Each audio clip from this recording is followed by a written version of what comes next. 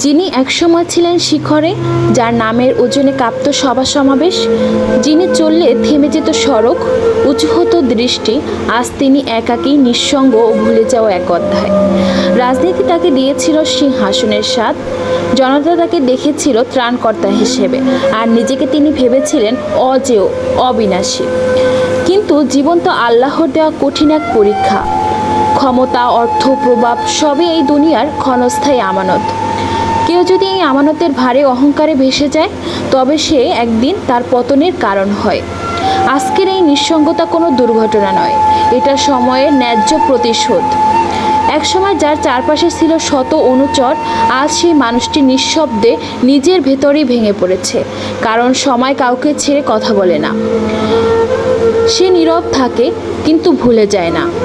আল্লাহ তাআলা বলেন, প্রত্যেক আত্মা তার কৃতকর্মের ফল ভোগ করবে। সূরা আল জিলজাল 7 ও 8 আয়াত। এই পতন আমাদের চোখে শুধু একটি জীবনের পরিণতি নয়, এটা আমাদের জন্য এক অদৃশ্য সতর্কবার্তা। যারা এখন ক্ষমতায়, যারা এখন আলোয়, যারা এখন গর্বে ফেটে পড়েছে, তাদের জন্য একটি নিঃশব্দ শিক্ষা। সবই অস্থায়ী, সবই ক্ষণিক। আজ যাকে দেখে করুণা হয়, সেদিন তিনিই ছিলেন অহংকারের প্রতীক। আজ মানুষের মুখে বিদ্রোহ, কারণ তারা স্মরণ করে তার গর্বিত উচ্চারণ, তার নির্দয় আচরণ। জীবন একবারই আসে, আর সেই জীবনে মানুষ কি রেখে যায় তাই তার সত্য পরিচয়।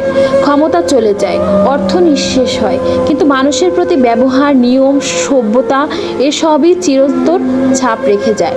আজকের এই দৃশ্য আমাদের স্মরণ করায় অহংকারের উঁচু প্রাসাদ একদিন ধ্বংস হয়ে যায়, আর মাটির মতো নম্রতা চিরকাল বেঁচে থাকে মানুষের হৃদয়।